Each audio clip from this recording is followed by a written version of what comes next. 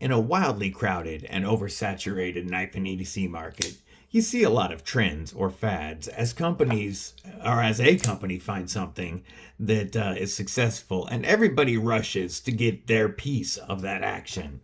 And 2022 and 2023 were really the years of the button lock. But 2024 has seen a lot of innovation on the standard button lock. From styles like the top liner lock you see here to Golden Design Works Fusion Lock, which is a button actuated frame lock. We've seen a ton of innovation in this area, and still today's knife stands out. You're going to want to see how this takes the standard button lock and really ratchets it up to like 9,000. I dig this. I think you'll dig this. Stick around.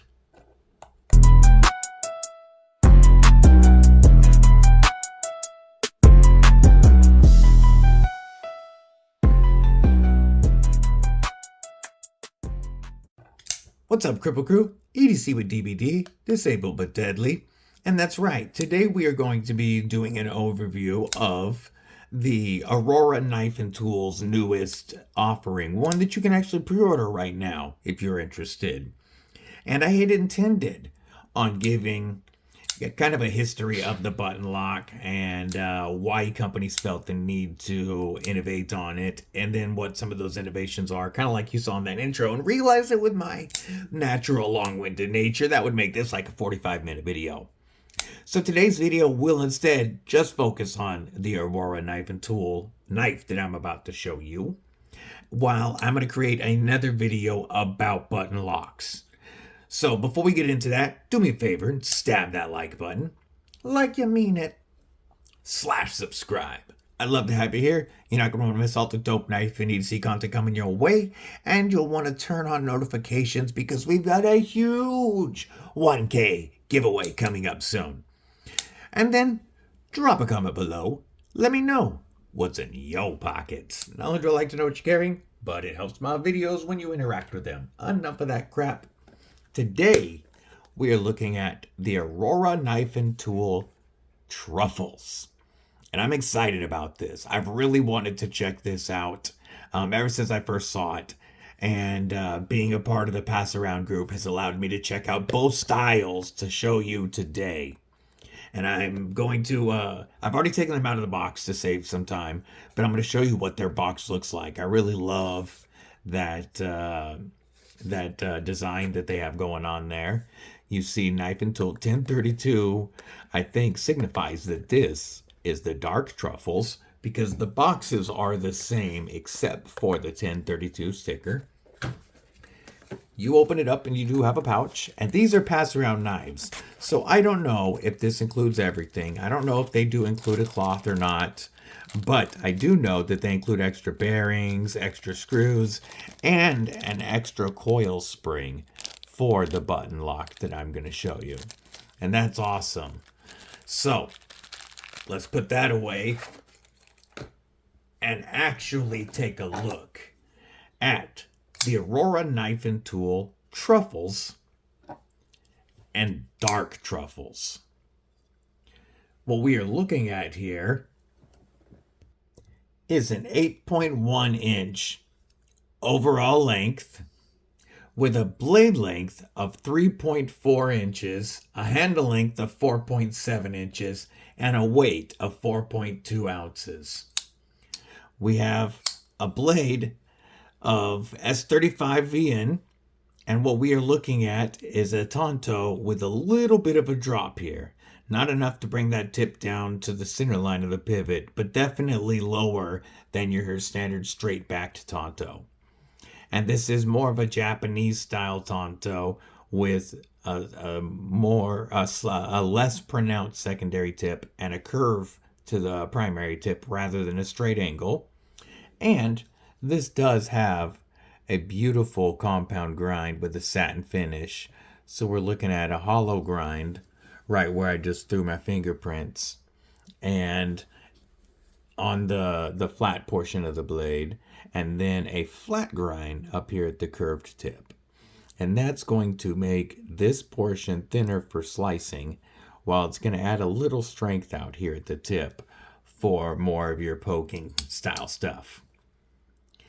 We do have, I'm going to pull this one up for a moment, 3 methods at least, you can call it 4 or 5, yeah, definitely, of deployment here. They wanted to make sure you got the full fidget factor. And we have a rear flipper tab, a front flipper that works fantastically well also, a very long blade hole opening so that you can choose where you like to launch it from with your thumb or your reverse flick.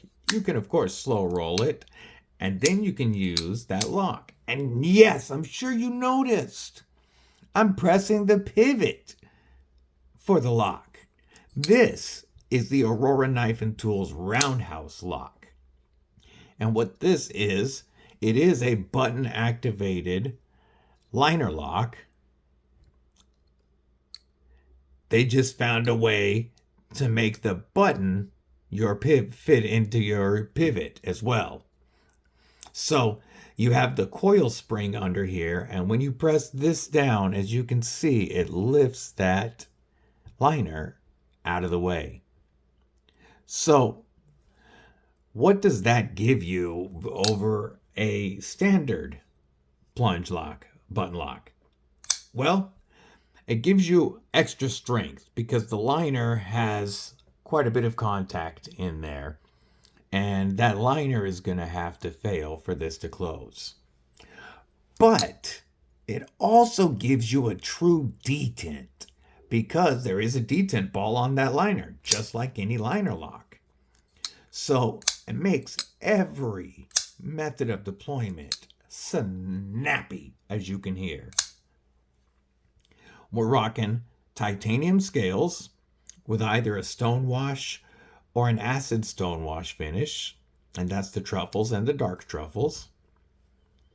You do get a titanium backspacer and a milled titanium, not quite deep carry clip that is inset and reversible, and they've included a filler tab so that the show side looks nice.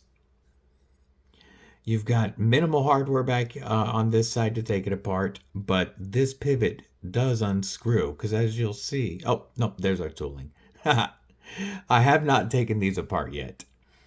And so 6 total body and clip screws, and then your pivot, all of which are T8s. Nice. Love to see that. Much less likely to strip than a T6. Oh, that feels so good.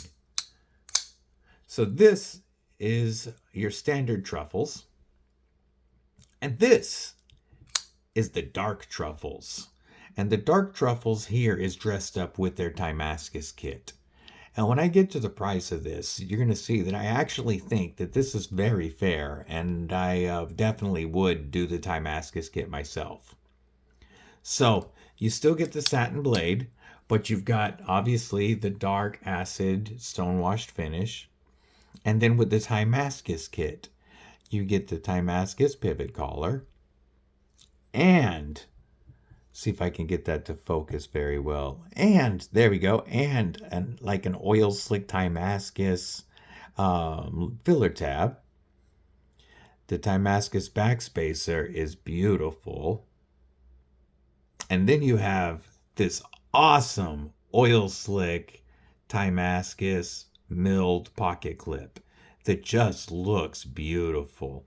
And I really think this kit would look great on either the regular or dark Truffles. The colors would pop even more on your standard Truffles.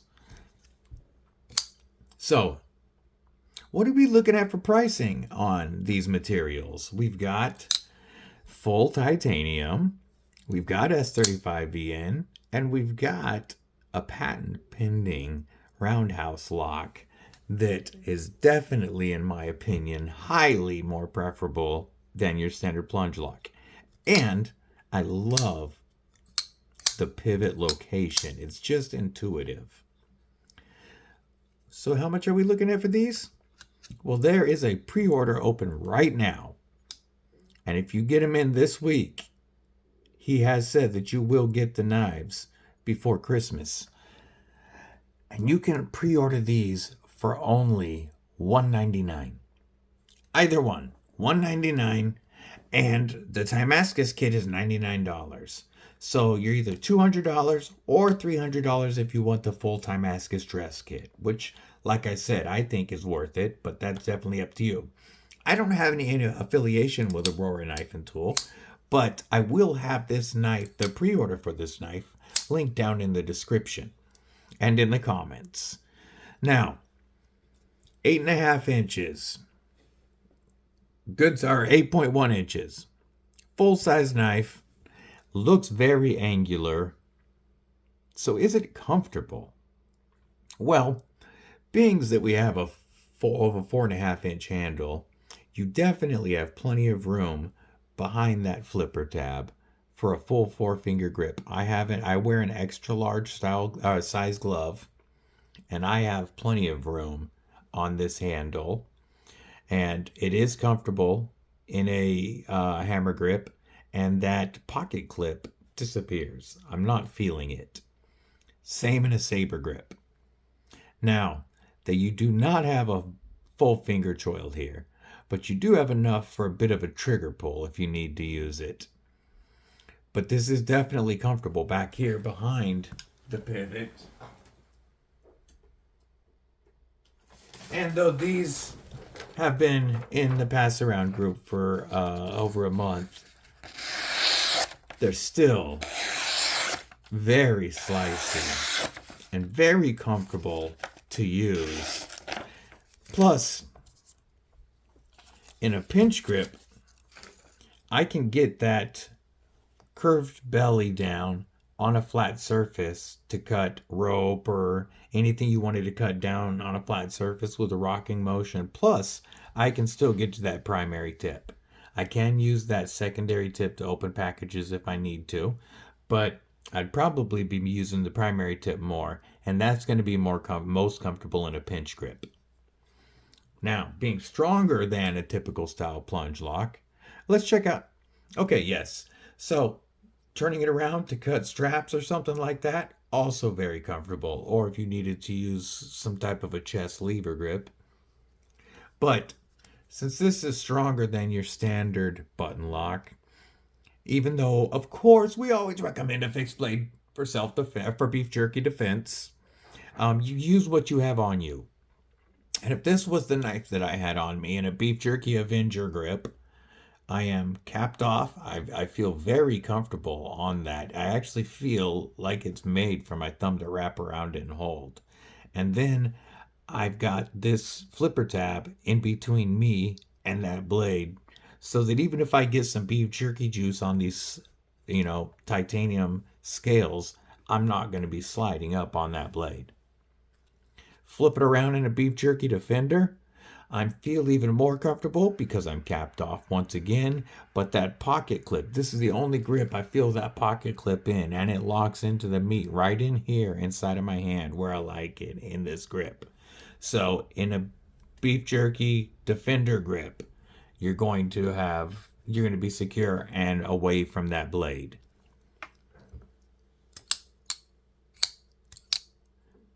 Action, like I said, because of that detent ball, the action is fantastic on every method of deployment on both knives.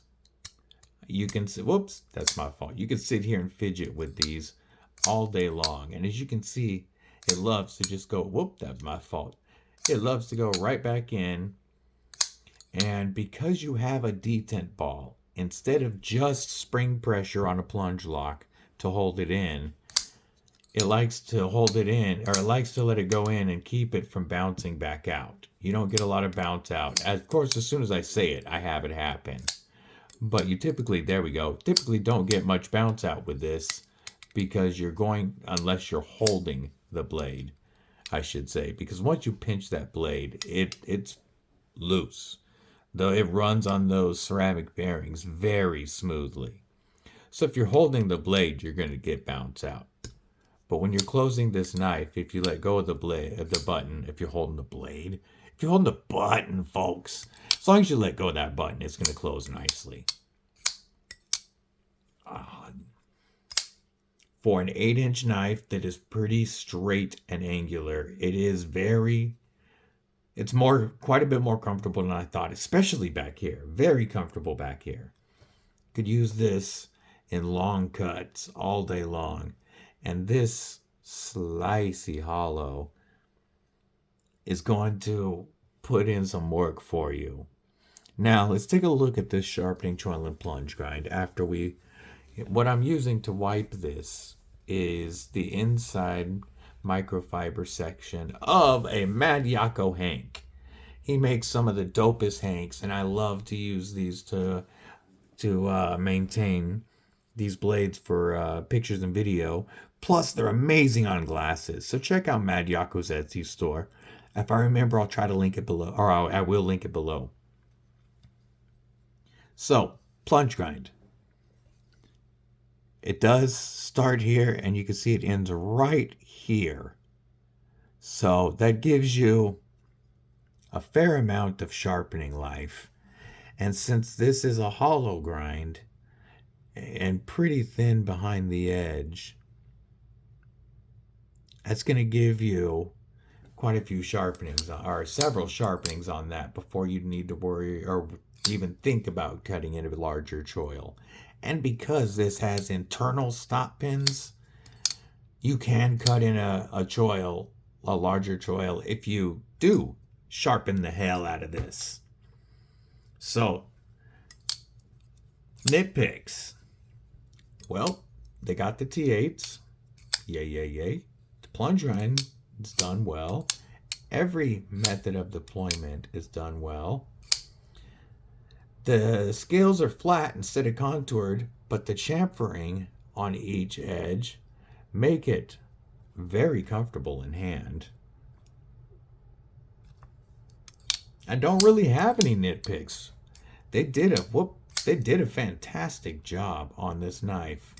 And if you wanted, this would even be a great candidate for a flipper delete. That front flipper works so easily. As soon as that detent breaks, that blade is flying out. And your blade hole works great. So you could remove that flipper tab if you wanted to. I know a lot of I do have quite a few viewers who agree with me and flipper delete the world, even if they don't agree to cover it in Ultim. So, there's my overview of the Aurora knife and tool. Aurora knife and tool Truffles. A very cool knife that is taking the button lock to what it can be and what it really should be. I believe going forward, all button locks should be button liners or button frames or something like that going forward. And this is an excellent example of such. And I love the way that they've done the button and the pivot, because it just feels good and natural. And to me, it looks better than having a pivot and a button, or like those new CJRBs that look like some weird triclops with the pivot, the button, and the lock for the button. You know, this is much cleaner. It just looks like a framer, or it looks like a frame lock or a liner lock or something, but you've got the ease and fidget safe manipulation of a button lock. By finger safe, I mean, real quick, if we were to look at a liner lock or a frame lock, to close them, my thumb has to push that liner out of the way, which means I'm crossing the path of travel that blade is going to take going home. So if you were to let it drop, it could easily drop on your thumb. A lot of knives, you got to be careful closing so that they don't guillotine and chop your thumb. I have typically band-aids on because of that. Button locks, compression locks, crossbar locks are all finger safe locks meaning my fingers never have to be in the way of that blade for me to close it. I prefer a finger safe lock, and with my hands, especially when they act up like they are now because it's getting colder, typically a button is the easiest lock for me to manipulate. And this is even easier for me than something like this with a smaller button. This is still very easy. This is a regular plunge style lock, and I love this knife, this North Mountain Blade Chop too. And today, this button isn't too bad for me. Some days though, the smaller buttons are harder for me to use. So this big button right in the middle is going to be much easier if you have nerve damage in your hands or arthritis or anything like that that you're dealing with. This is a button lock that I could definitely recommend for those hands. So you can tell, I believe, that I do like this knife. I don't own one. I would like to. And I'm going to link that pre-order in the description. I do think that you're getting your money's worth. Some people are going to say 200 might be a little high for S35VN nowadays, but remember, you're not just paying for that. You're paying for the quality and the fit and finish in this. You're also paying for this innovative roundhouse lock, and Aurora Knife and Tool is a small US-based company without a lot of overhead. When I take all of that into consideration for titanium S35VN with a beautiful compound grind and an awesome innovative lock, I do think that $200 is a fair price. Now, you're going to have to make that decision for yourself, but let me know what you guys think about this below. Let me know, would you go Truffles, dark Truffles? Would you get the Damascus kit or not? I'm interested to find out. Let me know if you own one or if you're pre-ordering one. Also, I hope everyone has a killer Thanksgiving. Until I talk to y'all on Saturday or the next video, stay safe, stay frosty, most importantly, stay deadly.